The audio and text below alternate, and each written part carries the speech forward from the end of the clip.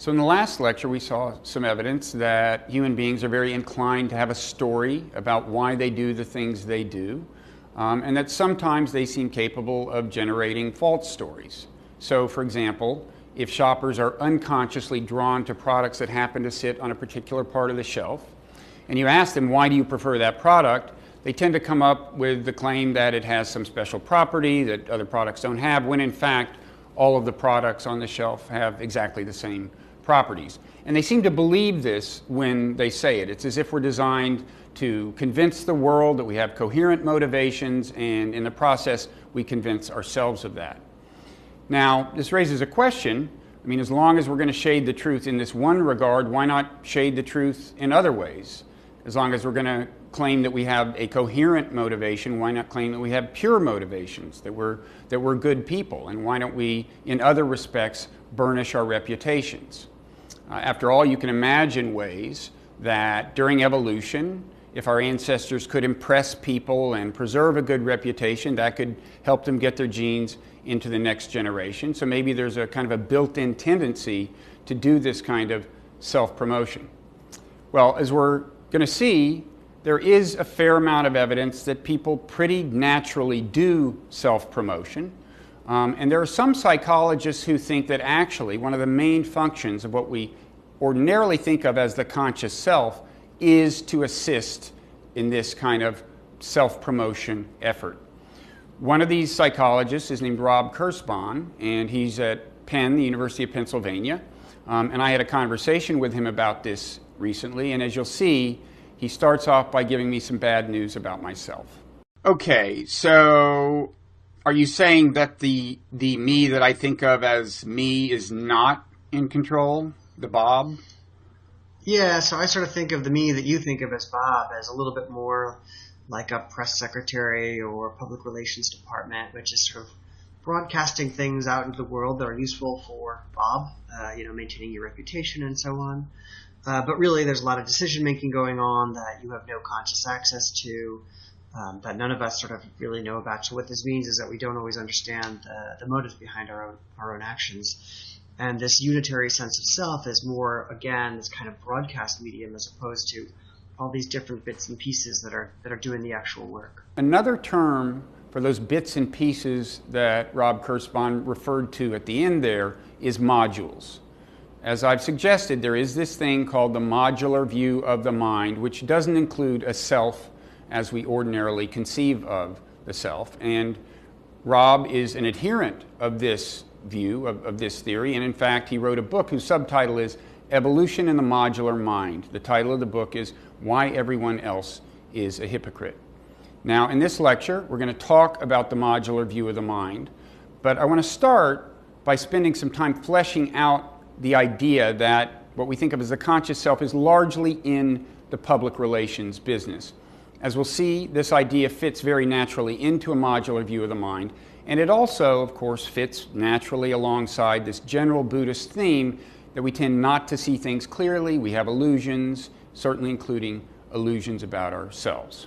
In 1980, a psychologist named Anthony Greenwald coined the term benefactance to describe the way people naturally present themselves to other people. It's a compound word. First half comes from the word beneficial, meaning that we tend to present ourselves as helpful, as beneficial to others. The second half of the word comes from effective, so we present ourselves as capable, competent, successful. And a lot of evidence has piled up, a lot of it since he coined the term, to suggest that he was onto something. So, for example, along a lot of dimensions of skill, ranging from social skill to athletic skill, most people, when asked, will describe themselves as above average. You know, when you do the math, it can't be the truth that most people are above average. And this kind of view of ourself turns out to be very resistant to actual evidence. So there was one study where they looked at 50 drivers who had recently been hospitalized because of car accidents, and in more than 2/3 of those cases, the police had determined that they were at fault. And they asked these people, they showed them a spectrum from very poor driver to expert driver, and they asked them, where do you fit along this spectrum? And then they did the same thing with a control group, people who had no black marks on their records. They asked them to rate their driving ability, and the two groups rated themselves almost identically. In both cases, it was near the expert end of the spectrum.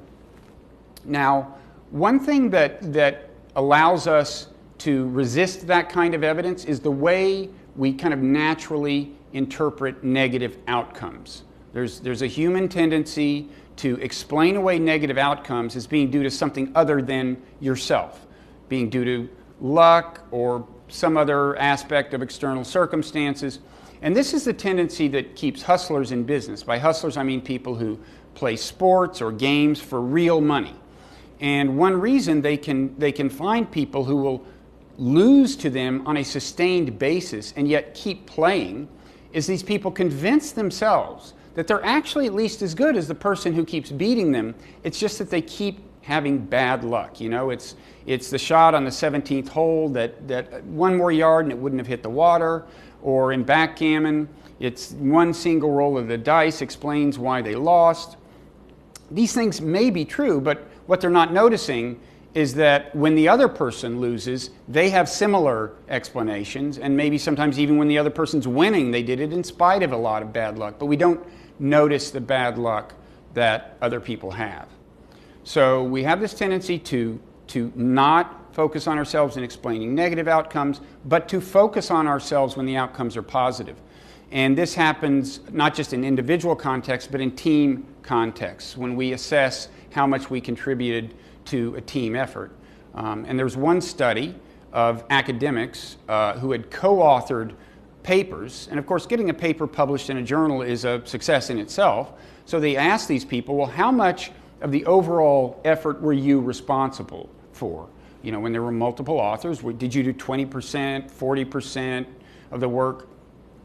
And it turned out in the average 4-person team, where papers had 4 co-authors, the total of claimed credit was 140% when they added up the evaluations of the people. So in a 4-person team, the average person was claiming more than 1/3 of the credit for the outcome. Now, this finding covers both halves of the word benefactance. In other words, to say you contributed a lot to a team effort is both to say you're effective, you're capable, but also to say you were helpful to your teammates. Whereas some of the other findings apply only, say, to the effective half. If you think that your athletic skills are superb, that's about just being effective. And then some findings apply just more to the beneficial half. So, for example, most people think that they do more good things than the average person and do fewer bad things. So we all believe, apparently, that we're morally upstanding by and large, and possibly more morally upstanding than we actually are. Now, one dynamic that facilitates all of these kind of self-serving beliefs is selective retention, the way the memory filters out certain things. So, for example, it turns out that we are more inclined to remember events that reflect favorably on us than events that reflect unfavorably on us. That doesn't mean we don't have any negative memories. I mean, there are certainly some things that turn out disastrously that you need to remember so you don't repeat the mistake. We do have painful memories, but even so, there's a difference between the negative and the positive memories. The studies show that the positive events we remember in greater detail than the negative events. So it's as if we are preparing ourselves to tell in glorious detail the good things, the things that reflect favorably on us, whereas the negative memories don't seem so designed for retelling. They're to remember and maybe not share. And by the way, when it comes to other people, you don't find this asymmetry.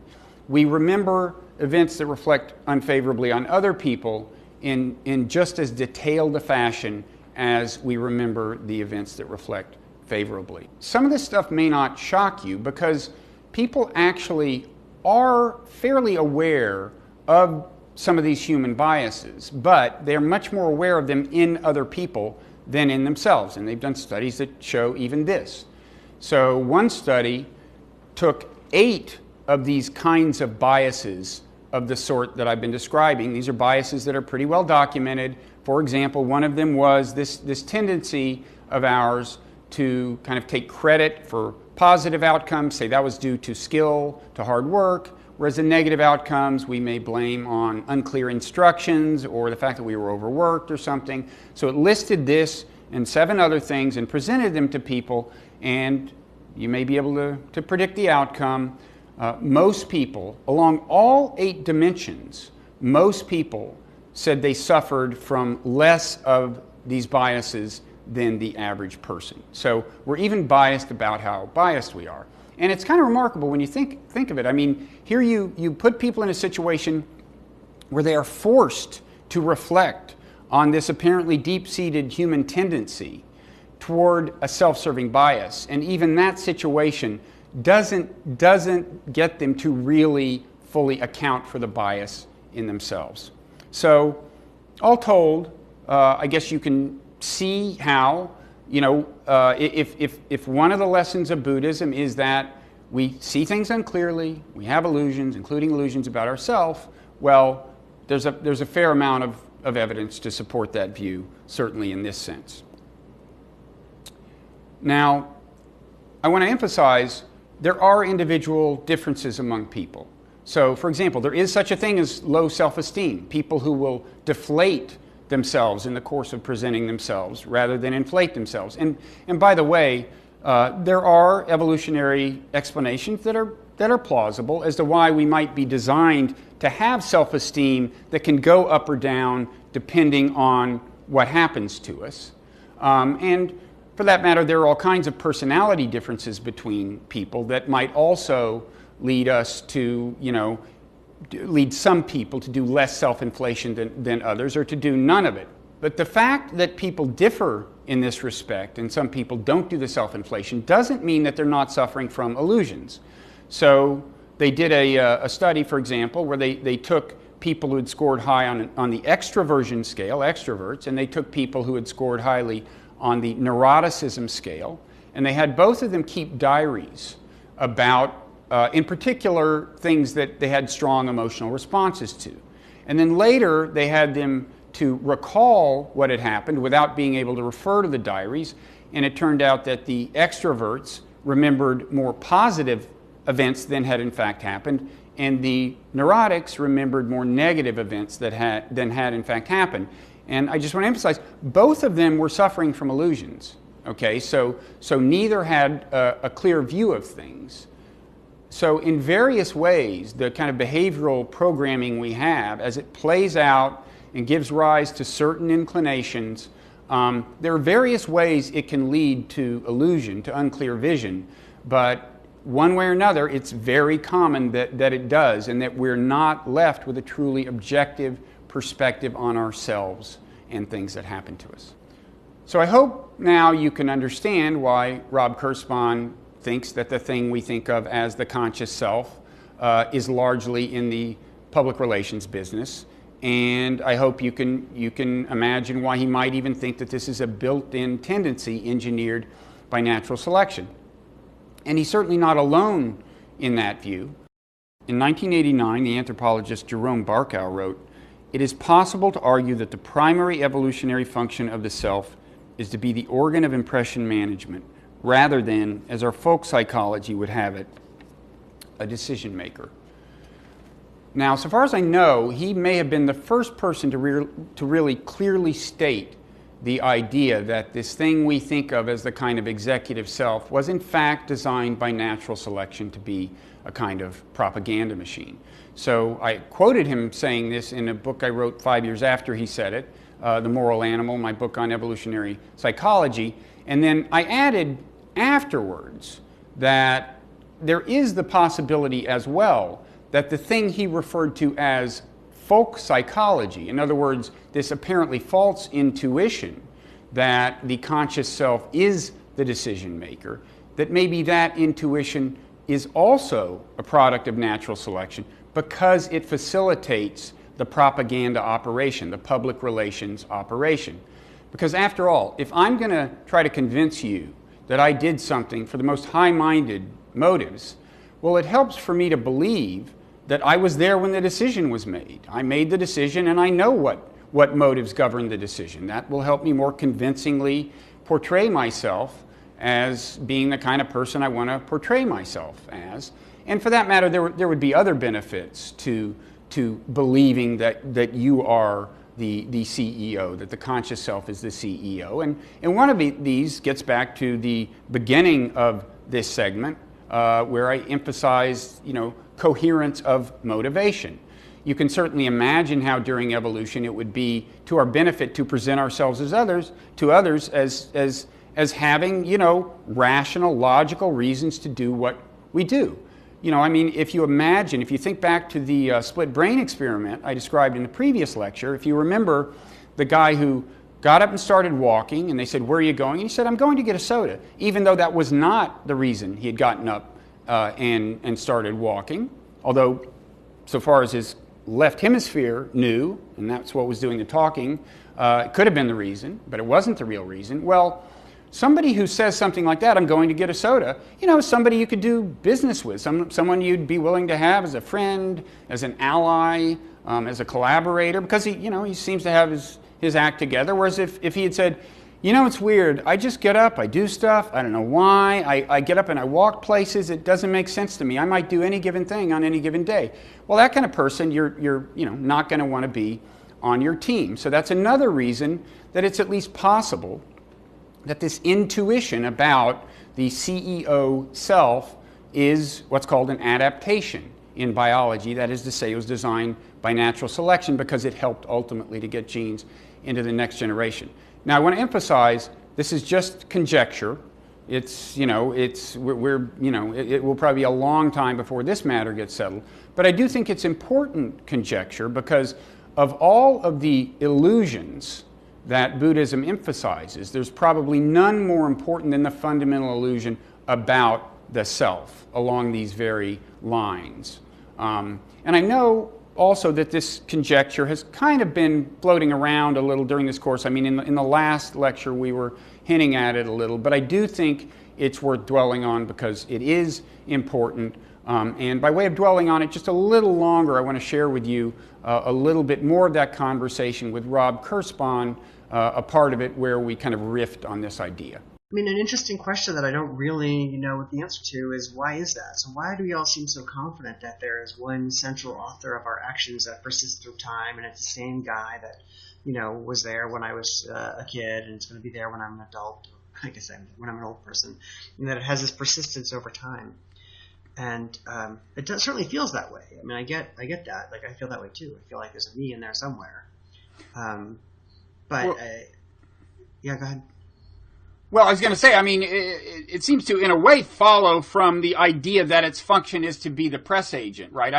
If it's in our interest to present a story about ourselves as these coherent, in-charge individuals guided by a consistent set of values, then, if that's the story it makes sense for you to present, then that's the story it makes sense for you to believe, and that is the story of a coherent, in-charge self, right? Yeah, that's exactly right. And I think you put your finger on something which I think is really important, which is that these stories that we spin are basically responding to the fact that other people value certain kinds of things in others. For example, they want other people to be logical, consistent, coherent, predictable, and so on. This means that the stories you spin have to have those properties. You could imagine a world in which it's not like that, where we just like random people who are, unpredictable for whatever reason. But that's not the world we live in. And so the stories that we spin tend to have these properties that make us kind of good social agents, that make us coherent and parsable and understandable and comprehensible. And so exactly as you say, I think that's what the press agent is up to. It's sort of making us appear as though we're good people to have around. Now, I want to draw your attention to something Rob said early on in that segment, where he referred to one central author of our actions that persists through time, by way of describing the way we normally think of the self. Okay, there are two themes there. When he talks about an author of our actions, he's talking about control. The idea is there is this CEO, this decision maker, things are under control. And when he talks about persistence through time, he's of course talking about a self that has some coherent persistence over time. The me that was me when I was 12 is in some sense the same me as now, and so on. And if you'll think back to the first discourse of the Buddha, which we described in the previous lecture, those are exactly the two themes that the Buddha emphasized, right? He said, if you think that things are really under control, that is our conception of the self. But if you think things are under control, take a look. Things aren't under so much control. And he said, basically, if you think that there is this self that persists through time, why is it that there is so much flux and impermanence in the things we call the self? The things that constitute the self in popular reckoning. And I just think it's kind of amazing that in the 21st century, a psychologist like Rob Kurzban, who claims no special conversancy in Buddhist doctrine, hasn't read the first discourse on the not-self, reaches fundamentally the same view of things that the Buddha reached about 2,500 years ago, which is that the two of the aspects that are most deeply embedded in our notion of the self, our intuitive notion of the self, are probably illusions. The self doesn't persist coherently through time. There's more change than that, and there is no single author of our actions. Of course, this raises the question of, well, what is authoring our actions? I mean, somehow something determines the things we do, the thoughts we think, and so on. Well, this brings us back to the modular view of the mind, which, as I said, offers an answer to that question, and that's what we're going to turn to in the next segment.